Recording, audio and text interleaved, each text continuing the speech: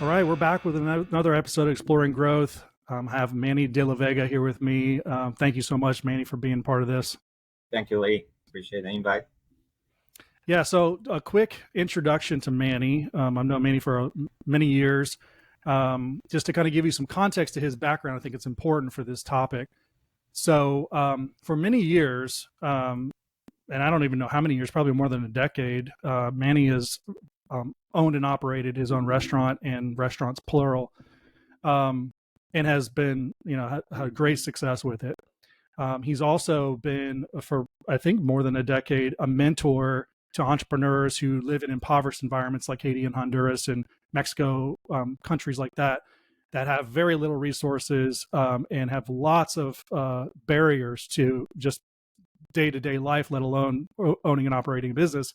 He's been a mentor to them with the mission of helping them create jobs, not only in their business but in their community, which lifts all the boats, kind of thing.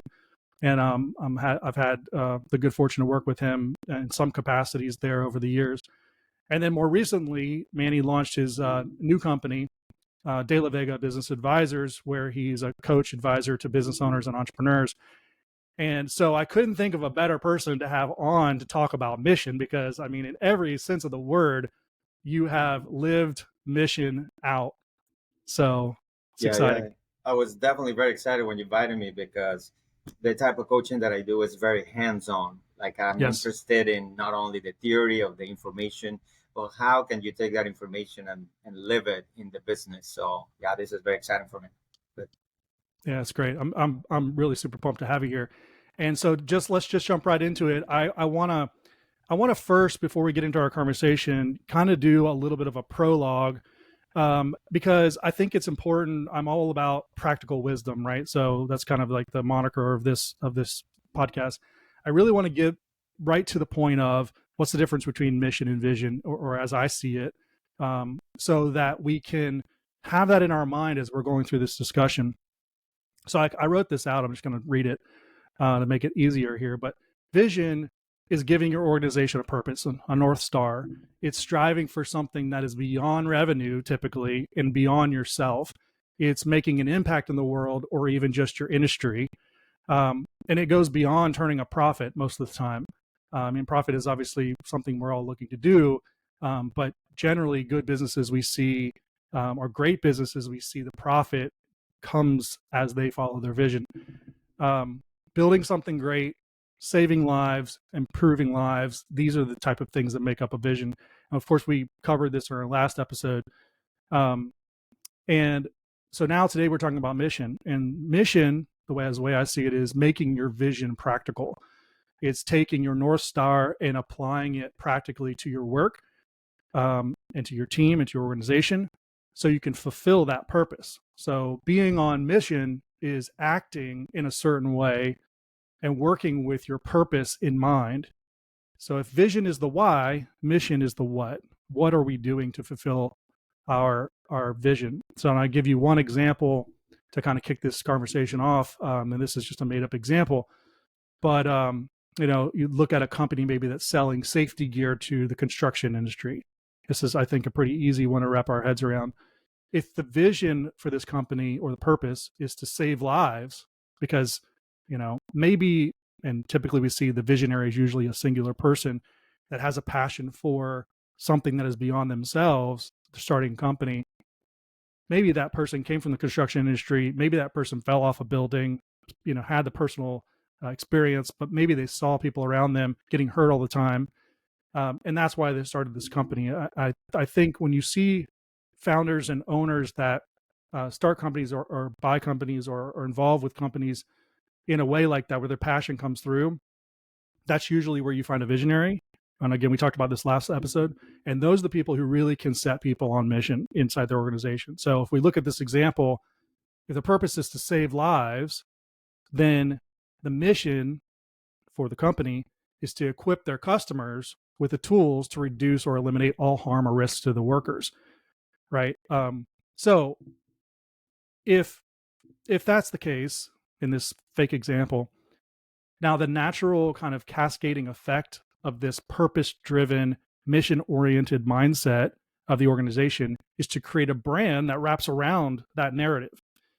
And because ultimately what we're doing here is creating a strategic marketing plan, right, as part of this course work. So how does all of this map to business outcomes and marketing objectives? What it does is it affects all of your messaging through the marketing funnel and your sales pipeline. Your marketing team now has a good solid grasp on what the organization really is about and can more easily communicate this to their audience. And then when the sales team is learning about the needs of their customers in the buying process and presenting solutions, they're driven to fulfill this mission of equipping customers with tools to eliminate harm and risk. So therefore, their motive then is not just to sell them on something to get them in and make their number. It's really to connect that customer with the vision and the mission that the company is about. So everything then gets more compelling to everyone in the ecosystem in which this organization plays in. So I kind of want to just give that prologue just so that people can have this idea of what a vision is and what a mission is. And I'll say it one more time. Mission is making your vision practical. So now we get to talking to the real expert, about mission. And I think the first question that comes to mind that I'd like to spend some time talking through is, why does it make sense for us to spend time working on our mission? Right? I mean, I think most people have to answer to someone when they're doing stuff with their time at work. And as marketers, we have to say, well, why does it make sense for us to spend time working on mission? Well, I think there are some very practical business oriented reasons, but I'm curious to hear what you think, Manny. Yeah, definitely. Well, on paper, it's always very easy to spot, the vision of the entrepreneur because, like you said, in this Mhm. construction worker, he's got a passion, he saw a problem, and now he's that's ingrained in him. And usually Mhm. they know that and they never forget that. And now on paper, they align their mission to their vision. They say, Mhm. okay, that's my vision. I'm going to write my mission statement. I'm going to align it. But if the Mhm. vision is the why and the mission is the what do you do consistently to get to that mission, that's Mhm. where I see a lot of entrepreneurs miss that alignment. And we know the benefit of alignment is because your marketing is aligned, your team is aligned, and all that. But if your mission is not aligned with your vision, then there's a disconnect. And then the statements get lost in just a piece of paper that nobody ever looks and all that. And that happens a lot in businesses. Mhm. I found that the main reason why those get misaligned is because the entrepreneur doesn't spend enough time not only writing the mission statement, but getting to know themselves to see if they're aligned with that mission. Because if what is about actions, your actions ultimately are going to be determined what by your values and what you believe and what you do Mhm. that's what you're going to end up doing anyway every day whether you want it or not because it comes with you with what you believe in what you think. Mhm. And if you don't spend enough time seeing what you are about, then you're not going to be able to make a connection between your mission and yourself to carry out the vision. Does that make sense? It does. So, so one of the always we help entrepreneurs answer these two main questions. One is, what are you really passionate about? You know, Mhm. because sometimes they want to carry out the vision, but they don't really know what their passion is exactly. I mean, Mhm. in a construction company, you can take that in many different areas. You can take it to commercial, residential, and what is really your passion? Do you want to help the small, residential customers? Do you want to help the big companies commercial? What is really your Mhm. passion? And then the next one is, what are you really good? What can you be the best in the world at? And once you get a little perspective on that, then you can align your mission. We once I was coaching an entrepreneur. She was a great entrepreneur. She had a company of natural products. She sold supplements and all kind of like a health store. She had about 6 locations, and she had a great vision. She wanted to change the way people felt about their bodies, and she wanted to change the community to a more healthy living. The vision was great. And when we started coaching her, some of the decisions that she was making on the business were not making sense with the vision that she had planned out. And we started digging a little more and like why she's making these decisions that are ultimately gonna affect the business. And we digged a little deeper and we found that the background was that she came from a family where her dad had a liquor distribution business. And that was a big business already. And the dad wanted her to work in that liquor distribution business. But when she grew up, she developed religious beliefs that the liquor business was not the best business to be in. And at some point, it got communicated from the dad to her that if she was not going to be involved in the liquor business, she was not going to be successful. So she created this health company to prove the dad wrong Mm. and to show him that she could do it, that she could be successful. So she had an internal mission that the Mm-hmm. the employees didn't know about, and it was not written on the statement, and it was not aligned with the vision of making people healthy. She wanted to prove her dad wrong. And that's what the wrong decision making started happening because she wanted to expand, expand, expand no matter Mm-hmm. what. So she would Mm-hmm. have this big company and she could go back to her dad and say, look what I Mm-hmm. built. But financially it didn't make sense. And she was making Yeah, decisions that was affecting the business. So we had to dig deep, and then the question is how many entrepreneurs are actually driven and have actions daily that are driven by their values, their beliefs, what they think of their loved ones that affect their mission statements and doesn't let them carry out those. that's right. It sounds like from that story, this is a case of someone who really is trying to serve two masters. They have the chip on their shoulder, which I think makes great entrepreneurs. I mean, starting out with having someone, especially someone close to them, that is telling them that they can't succeed or they can't do something. Usually, if it finds the right person, they're going to succeed because of that chip. But then if they have this other more Pollyanna or a more positive thing that they want to do in their life, that's not, because I think the chip on your shoulder can be negative too. It can drag you down in weird ways. Like serving the community or actually helping other people, spreading the word about good health. That's the positive side of things.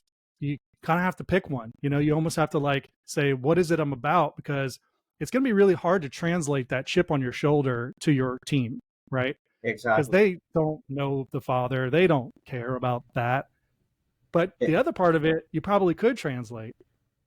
yeah, definitely. You could. But the key here is what am I about? Am I That's right. about to use that fire that I have to prove people wrong? And I mean, she already built a great business. She had like 7 locations already. And Right. but am I really about that, or am I really about creating a healthier community? Mm-hmm. So what ended up happening is that okay, why don't you heal from that? Like what? First of all, understand why do you need to prove your dad that you can be successful. Turns out that deep down, she thought that the dad was not gonna love her enough, you know, and it came down to I'm not gonna be loved by my dad, which is not true, right? Parents love their kids no matter what. So Right. if she's able to heal that and say, you know what, I don't have to prove my dad nothing. He's gonna love me no matter what. And she Mm-hmm. gets out of her heart and out of her mind. Now the question is, what am I really about? Am I Mm-hmm. really about building the biggest business I want just because I want to, or I want to create this healthy community? And that's where the alignment comes in. Because the answer to that may be that she may not want to be in the health business after all. That's right. If she didn't have to prove to her dad that she could be successful at that, because health was totally opposite to liquor business. And Mm-hmm. she just went with that because I want to prove the totally opposite. Maybe she's want to be Yeah. in a different business that she can show that she's successful, but doesn't have to be in the health industry, you know? And Yeah. That's so true. yeah, so that's where if you don't do that work of going deep, you're living your Mm-hmm. whole business life with that misalignment. And your customers get confused, Yes. your employees get confused, your Yes. marketing is disaligned, and you can't figure out why people don't buy from you. It's because you have that internal misalignment. Yes, right. I think it's such a great example, um, because I think in most cases, companies are started, people will get things going, and it's for something that's driving them. Whether it's, I need to do something because I got laid off, I'm survival mode, or I have this big ground vision that I want to change the world in some way, and everything in between.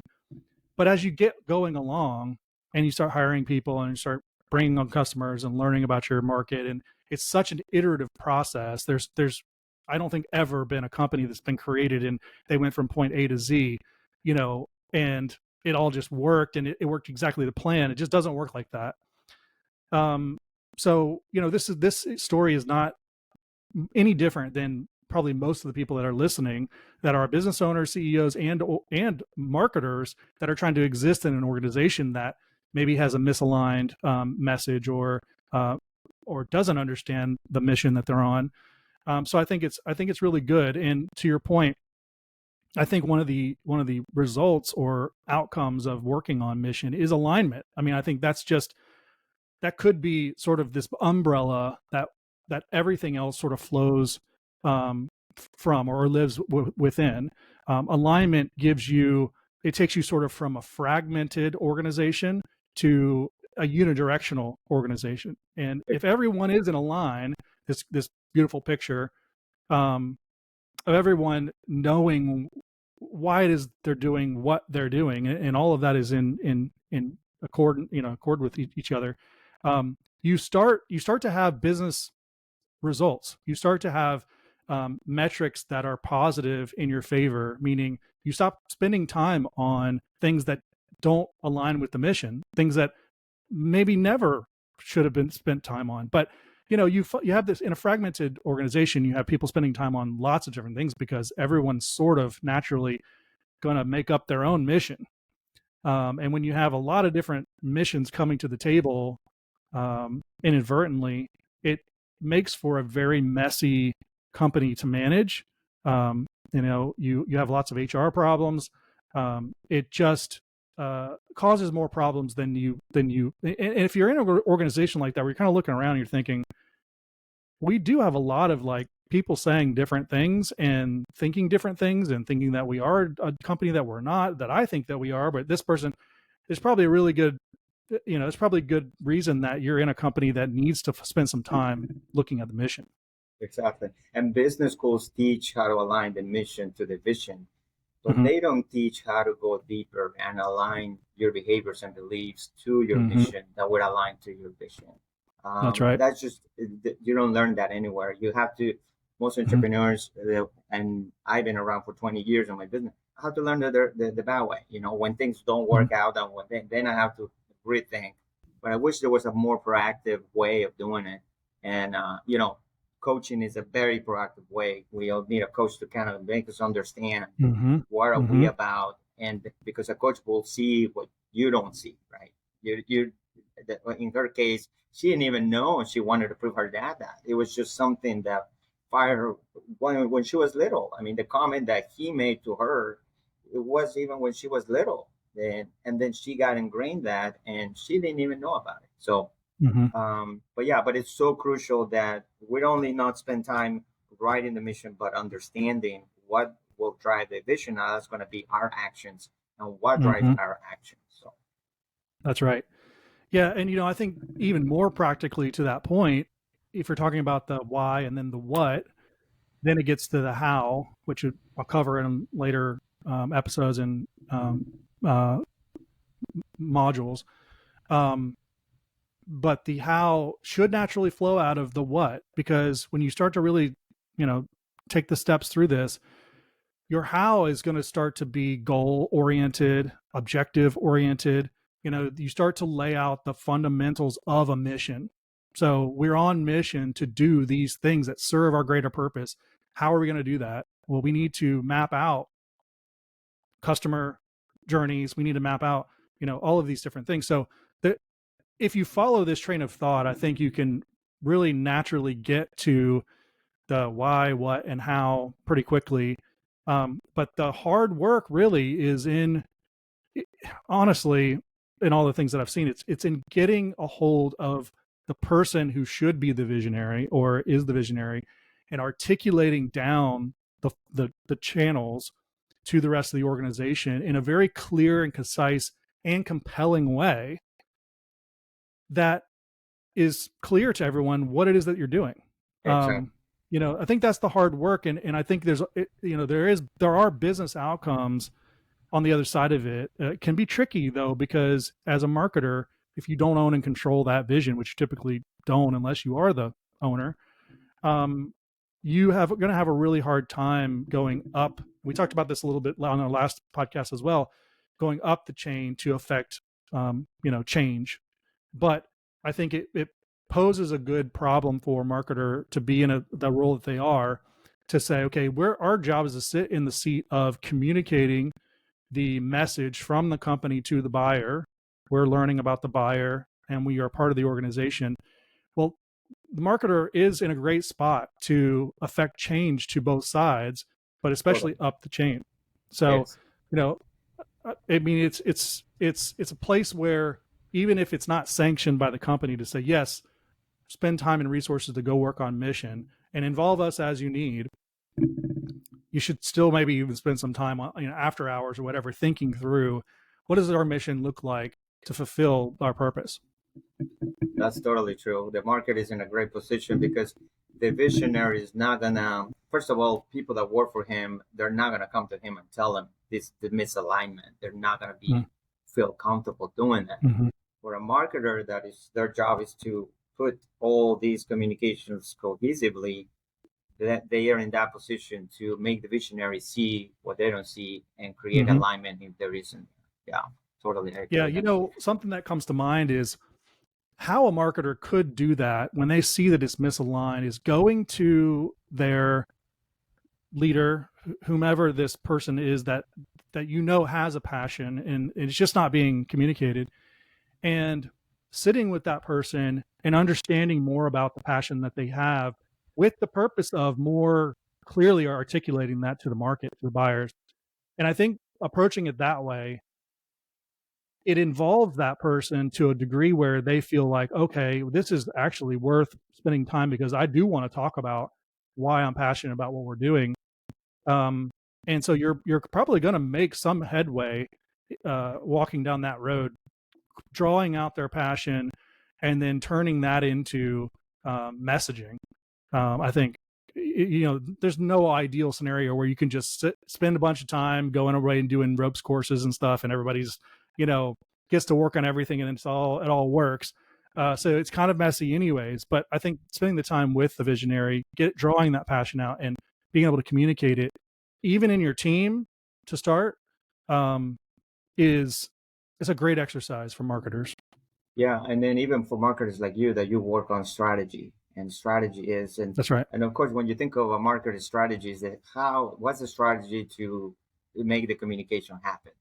But Mm-hmm. I think another piece of the strategy should be, how can I point this out, and how can I spend some time with a visionary and do Mm-hmm. some strategic work.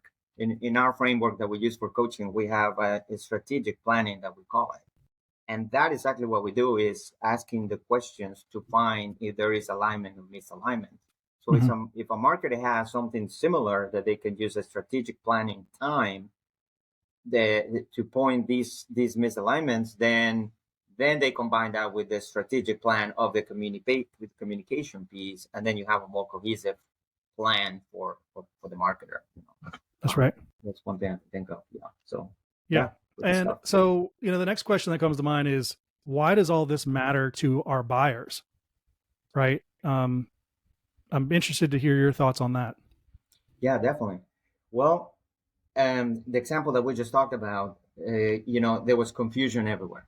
The Mm-hmm. consumers were confused, employees were confused. Nobody knew that she had this motive behind that. But I have another example that is actually better. We were coaching a guy that he had about 250 employees. And it was very obvious when we started coaching this guy, a younger entrepreneur, great entrepreneur as well, that he didn't want to be in any position that most owners end up with. He didn't want to be the CEO. He didn't want to be the COO or the CFO. And we're trying to figure out until we ask him, what is really what you're good at, what you liked about your business. Mm-hmm. And his answer was, what what I really enjoy is actually make the deliveries of the product to Hmm. the customers and see their smiles. And this is a 250 employee company. And he That's wanted to great. be a delivery driver. That's what really drove him to do this big That's business. amazing. It's That's amazing. And, amazing. and he was living it. He hired a CEO, a CFO. He had a whole team to run the company. And he would get on the motorcycle and do the deliveries of the product to his customers. That's awesome. You know what that did for mission alignment with all the employees when all the Oh employees yeah. knew Oh yeah. the owner was making deliveries where the vision was to impact so many families with his Yeah. product and to bring and to see smiles was the Yeah. mission every day to see smiles, and he was actually creating that from the bottom. I mean, Uh, everyone what, was what aligned. Yeah. what a high bar to set for the next delivery driver. you know. But contrary to the previous example, there was no confusion, and nobody had to go read the mission statement, the vision statement. It was very clear to all of them. What the business was about is create happy customers and see their smiley faces, you know, Yeah. and it was lived out throughout the whole organization flawlessly. Now, I'm not saying every owner should do that, right? Because that's Sure. unrealistic. But the question is, how do you take those actions so you can be a great example, even if Mm-hmm. you're the CEO or the CFO, whatever your position is as the owner? How can you make sure there's no confusion and everybody's clear by the actions you take every single day? And That's right. that's how culture gets affected.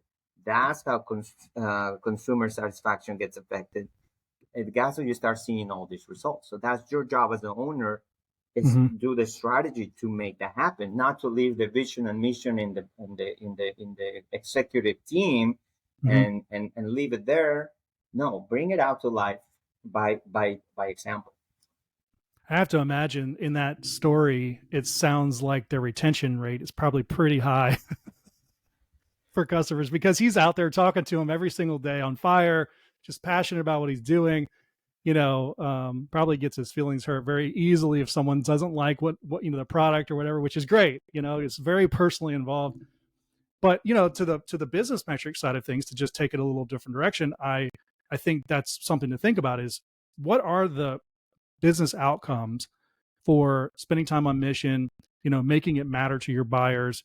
And for the buyer side, it's retention. I think that's one key metric is churn rate goes down, retention goes up. And if you're spending time in front of your buyers, communicating this mission, this vision essentially in mind through your mission, what you're going to end up with is good, solid fit. And I don't necessarily mean product market fit, which I think is a kind of a Venn diagram of sorts that is involved in this same conversation, because people have to find a use for what you're selling, and a need has to be fulfilled, and all these different things. It's a prism of sorts, but specifically when you're communicating your aligned message through the company to the buyer, you're going to find fit with buyers who are ideal, more ideal buyers than not. You're not going to sign up, your salespeople are not going to sign up buyers that are not great fits. They're going to see the red flags quicker that, okay, well, this company, doesn't fit. And therefore it's going to be a much harder sell. So therefore we may want to just move on down the road and talk to another company that is a better fit. Because when the fit happens on the buyer side, it's just as beautiful a thing as the alignment inside the organization. And then you have this sort of feedback loop that you create with your buyers to your teams plural, depending on how they're engaged with them. And the mission sort of becomes fulfilled, right? It's like not this unending, indefinite thing. It's we set out to do this thing and we accomplished the mission. Going back to the safety example, is we now know that ABC client that just signed on, it's been 6 months with zero accidents due to our work. So we celebrate that inside the company to know, hey, we did all this pre-work. We're doing the actual work. Now we can celebrate that we've essentially saved lives or reduced harm. Um, and everyone is happy because there's generally, if you're, got a business model in place that makes sense, you have margin, you have profit, and the customer is glad to pay you the money because they see the value. Um, Exactly. and I would say one more thing to that point is like the way the customer sees the value is because you're aligned internally and can communicate that value. Exactly. And buyers are really savvy at spotting the alignment or the misalignment, and they don't Yes, even it's think so of it. true. But naturally, we can. When we think of Apple and they say think differently, we Hmm. all understand. We don't need to go see their vision statement or mission statement. We No, understand it. Same with you feel Nike. it. Yeah, just do it. We know that company is totally aligned. The Hmm. same with this guy. His product wasn't the best, really, and he was crushing the competition with an average product because people understood intrinsically that his company was totally aligned. Hmm. So that's what the buyers. That's how affect the buyers. They know they can spot somebody that is truly true to their mission and totally alignment, and somebody that is not. They cannot tell you why. If you ask them why, they're not going to tell you why. You're going to have to do the job yourself as a business owner, but they can tell you, yes, you are aligned, or no, you're not aligned. They feel it. Right. Yeah. Yeah, I have an example I can give too of a client I worked with at a training company, and they train ophthalmologic techs and in the ophthalmology industry, and they're the best at what they do, and the reason is because their vision is to improve patient care in that industry, and so how they do that is through what they're doing is high skilled, world class training that has lots of resources around it, and they're caring for the practitioner, the provider, they're caring for the practice manager and the patient themselves. And so we were talking the other day, talking about what's the ultimate goal here? Like, what is it that could really signify that you have accomplished what you set out to do? And really, it is if the patient were to be wowed, if the patient were to feel comfortable and secure, and the patient gave feedback to the tech or the practice manager to say, I was nervous when I came in here and I really was set at ease. I really felt cared for. I really now know what is going on with my eyes. I really now know have a plan. That patient was really cared for. That's due to the tech that's been properly trained and the practice that's been properly resourced because of the organization that they hired.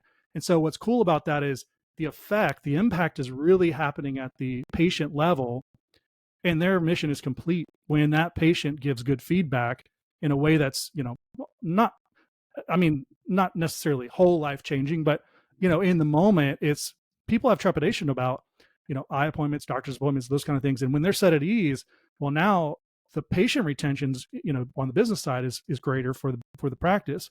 The tech retention is for them to not have to hire new techs. So you have all these business outcomes that come from it that cascade down in parallel to the actual mission, which is good patient care. So I think it's really cool it's cool to turn a profit. It's cool to make money in business, but it's also really cool to see the impact that you set out to do happen. I mean, talking about the work that we did in the different countries with creating jobs. Well, what's the mission there is to create jobs and help their community grow, to give them a better quality of life, essentially. And when you travel there and you see that actually happening, where the entrepreneurs are taking the advice, they're implementing it, they're working hard, and the jobs start to grow and the community benefits. I mean, that goes beyond money. It goes beyond revenue, Sure. So it's so much bigger. Again, back to the vision, it's so much bigger than just the bottom line. Definitely, it's bigger. And you know what? You made a good point that once you have that alignment as a visionary on your mission and vision, your mission is going to be carried out most of the time by the frontline employee, Mm-hmm. right? And a lot Mm-hmm. of times there is a miscommunication. The marketing is trying to communicate to the buyer the alignment of the mission and vision, but Yes. internally, the frontline employee is not properly communicated what that mission and vision is, Hmm. because they miss it or they don't consider it important. They just, hire them, train them. Here it is. You have to do this. But once a frontline employee understands, just like the executive board team understands the mission and vision, then the mission gets carried on every single day by that frontline Hmm. employee.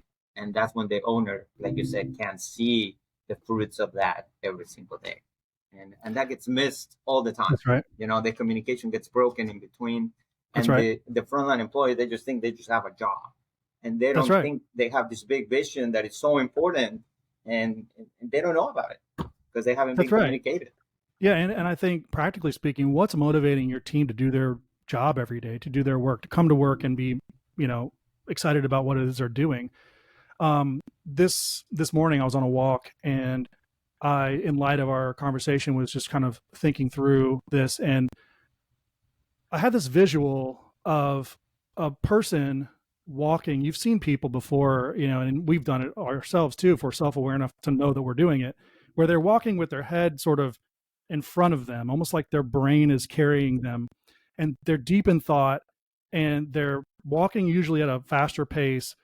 And it's because there's something driving their mind. There's something driving them to walk faster and pushing them. And this visual came to mind that I think it's not exact, but a visionary can be in that state a large part of their day because Yes. they're attached to that vision. But it's hard for someone that is working for the visionary to be in that state and be in that driven, purposeful mind where you're churning out work for a reason if it's not your vision and you don't have a vision. So there's where mission comes in, is that I think a lot of people can attach themselves to someone else's vision. I mean, that's why you see very few people are the visionary, and a lot of people are on mission for the vision. Look at Tesla, Starlink, Right. SpaceX with Elon. People want to come to work and have an impact and make a change out, beyond themselves, and they will end up in that state that I'm talking about, the sort of visual of walking purposefully, working on something in their mind, working it out. If the mission is clearly defined for them, you're going to have more of your team purposefully getting up and coming to work, and even sacrificing, I would say, intentionally staying after, coming in early, working on projects. You see this a lot in the AI space right now, Right. where everything's new. Well, it's new, it's part novelty, but also these tech employees that maybe have been burnt out on SaaS software are like, oh, I want to work on AI now, and this is the new frontier. So they go to bed late and get up early. They're researching. They're mission oriented. They need to now connect themselves to a vision that's greater than just building an AI thing. What is it going to do? But that just came to my mind as I was walking, thinking, I've caught myself in that state before where I'm like self-aware, where I'm like, I'm mission oriented right now. I'm really working on this thing. And that's what we kind of get up and go to work for. We Yeah. want that purpose-filled work. And everybody wants that, especially the younger generation, like you said, and especially after the pandemic, it has put people in perspective that they don't just want to go to a job; they want to Hmm. work for something that is meaningful. You know, so we've Hmm. seen more and more, and I think we're gonna keep seeing that in the next decade. Hmm. Everybody turning towards that. That I don't need a job. I need to work for a mission that it's compelling to me. That's right. So yeah, so important. Yeah, and lastly here, the last thing I had that I wanted to talk about was, the practicality of mission playing out in marketing. We talked about it a little bit, touched on it. Um, I I'm interested to hear your thoughts on, if you take the mission, it's clearly articulated internally and aligned with the team. Now marketers have the job of creating messaging, and communicating to buyers. What does that look like practically? How do you take what it is? I mean, I know you've seen this with other companies. Like, what is it? How do you take what you're on mission to do and communicate that to your buyer? Yeah. I mean, what comes to mind is, thinking about the guy that wanted to do the deliveries. I think Hmm. everybody that works at the company is so aligned and so in tune. So how do you create communication channels that you can let the outside world, the buyer, see the same thing? Hmm. Because they don't see the owner delivering, and they don't know that he's doing that. That's But right. but how do you so then create a strategy to convey that message, because it's very powerful. I mean, as Hmm. it was working, they're killing it on sales. They have no turnover. They have high retention, so they know that that works. So the marketing needs to be smart and say, what are the things that I can grab on that it's making this mission happen, and Hmm. it's my job to turn it into a tangible video, email, whatever this is, and finding the right channel that gets to my right audience so Hmm. they can feel the mission being alive, That's right. you know? Yeah. That's right. Yeah. That's how I look at it too. It's taking the aligned um, narrative internally and then communicating that in a compelling way. So compelling means there's an overlap of what's going on in the buyer's mind about what they need and the pains that they currently have in their fires are putting out, and the solution that you can bring to their world. Sometimes there's a little bit of an educational curve. Sometimes there's a big educational curve, depending on how new you are to the market or how new the market is.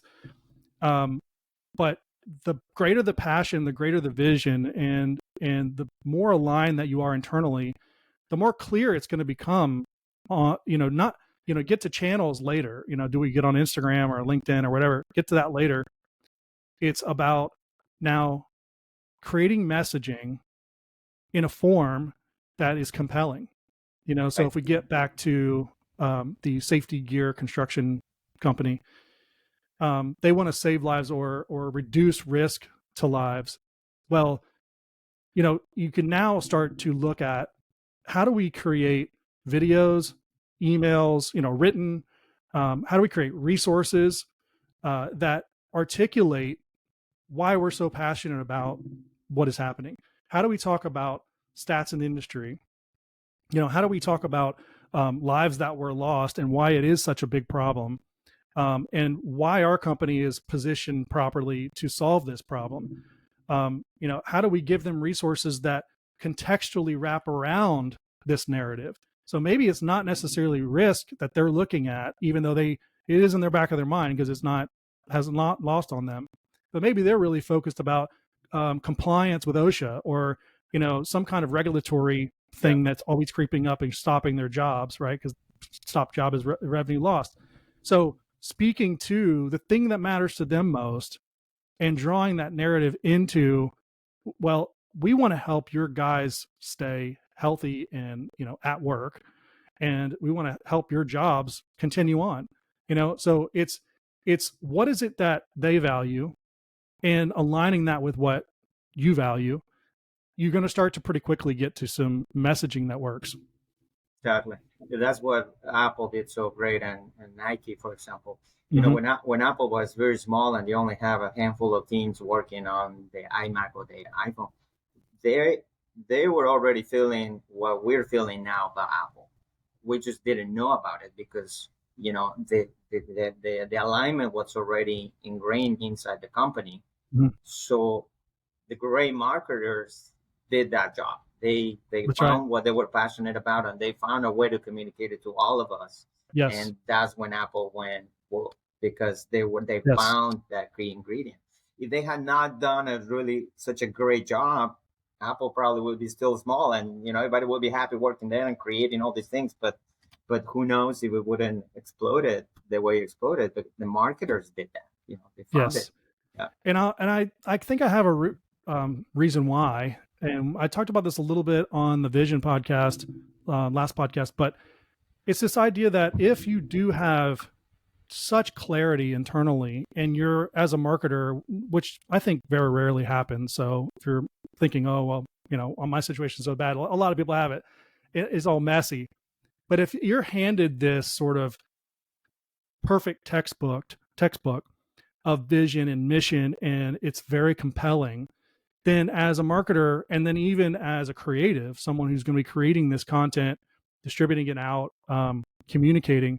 So videographers, editors, copywriters, all the creatives, they can have a field day because they don't have to think about any of the upstream, you know, mess. All they have to do is say, okay, here's what I'm trying to do. Let's communicate this in a compelling way. And if it's very clearly articulated, the compelling part is given to them. Sure. So then when we go to make, and I would argue that the pointing into the spear for marketing really is storytelling. And how do you tell a great story that's compelling in your campaigns? Well, all the rest of it has to be there. As a marketer, you can't be making up mission as you're trying to tell a story. Sure. You look at all the great stories that we read in, fictional and nonfiction, and the mission of the protagonist is well defined, right? And if it isn't, that's the reason why you're reading the book because it isn't. So I think when you get to storytelling, both in video, written, short form, on social, the creative then is so much more fulfilled in their position in the company because they can have a field day creating stories Sure. and getting better at telling stories. So the company exponentially wins at that point. So I would say if your Facebook ad copy or content, or any other things that you're paying money to put in front of people, it's not working, there's probably because it's not compelling. I mean, there's a lot of other factors to how you run ads, but Sure. assuming you're doing it all sort of properly, best practices, it's probably because it's not compelling to the audience you're trying to reach. So therefore, you got to have to look back up the chain to mission and vision so that you can tell a compelling story. So I And think that's very important. and in reality, I don't know how many marketers they think they hand out when everything is aligned and perfect. I mean, I'm sure that Very little. happens, Yeah, but more often than not, it's messy, and they need to figure out how and help them out. That's the real challenge of a that's marketer. right. That's Yeah. right. And that's what differentiates the really good ones from the average ones, right? The average ones That's can right. do stories on whatever they're given. The good marketers can do great stories and fix what they're given, so they find a way to make compelling stories. And Yes, for sure. if it means to go back and rethink mission and vision and find that alignment, they will do that. You know, That's right. yeah, This has been an amazing conversation. Again, I really appreciate you coming on and talking through this. I mean, again, I couldn't have thought of a better person to discuss this topic. So thank you very much. awesome. Well, thank you, Lee. It's always a pleasure and glad to be here. Thanks for having me. Yeah, if people want to find you, where should we send them? Yeah, so our website is delavegaadvisors.com. Okay, That's where we have all our services. Yeah, and LinkedIn and our website. So perfect. We'll put all those links down below. And now we're moving on. This is the fourth installment to the fifth installment, getting really interesting here, on how to build a strategic marketing plan. So thanks again, Manny, and I'll see you soon. sounds good, Lee. Thank you so much. Thanks for joining us on this episode. That was the fourth installment of how to build a strategic marketing plan, this course that I'm building. And this has been so much fun, just having all these different people that I know in my network come on, experts in their own right, to talk about these topics. So I hope you're getting a lot of value from this. If you are not subscribed to the email, that's something that I would recommend you do. I think most people who open the email are excited about getting them. And that email list is growing every day. It's very exciting to talk, give more of my perspective on the topic at hand from week to week. So go to harvardmurray.com, click on Exploring Growth Podcast, and you can just enter your email right there. It'll add you. So definitely go do that. And I hope that you will continue to follow this series that we're doing. We're building this course out, and see you on the next one.